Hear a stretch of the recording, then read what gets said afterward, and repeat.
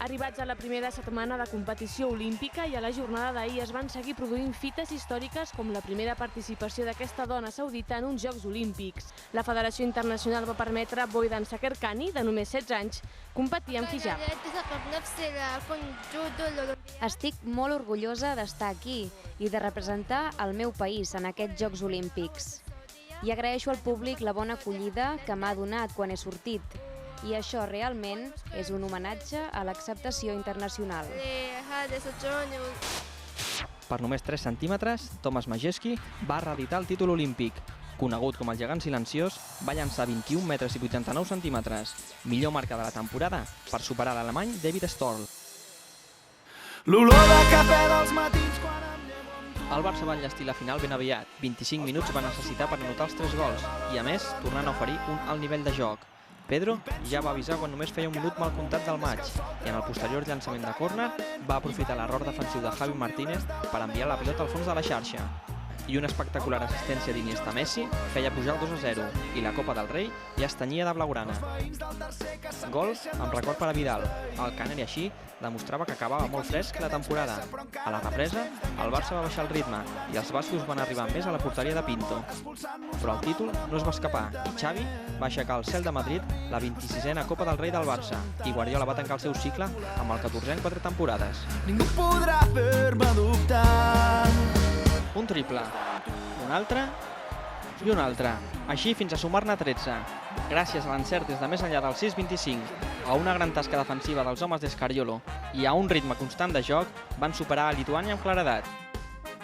Un encertadíssim Juan Carlos Navarro en el tir exterior va permetre ampliar diferències per tancar el primer temps en 16 punts d'avantatge, 56-40.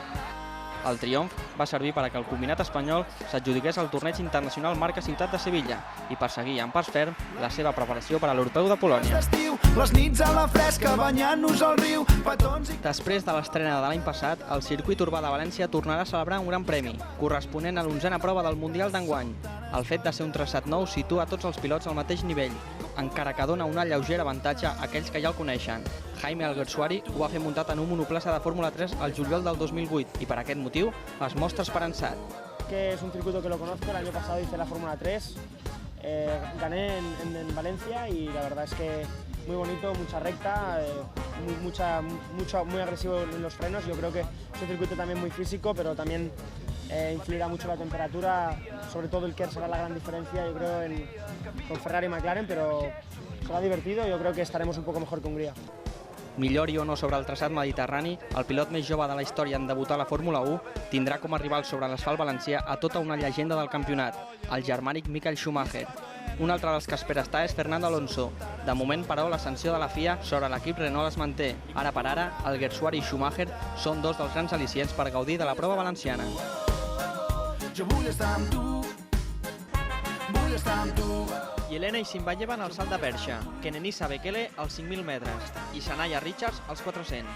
Ells són els guanyadors del $1.000.000 de la Golden League, campions en les 6 proves del circuit.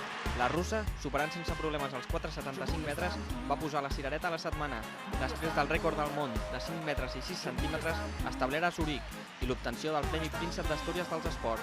L'etíop, per la seva part, va deixar clara la seva superioritat en llarga distància, tot i haver de fer un sprint final per imposar-se a Imane Merga.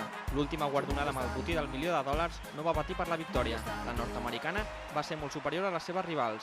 L'altre gran protagonista de la cita va ser Usain Bolt, que s'havia marcat pulveritzar el seu propi rècord dels 200, però es va quedar a 38 centèsimes. La Golden League s'acomiada i tornarà el 2010 amb 14 parades i sota el nom de Lliga de Diamants. Quan em llevo amb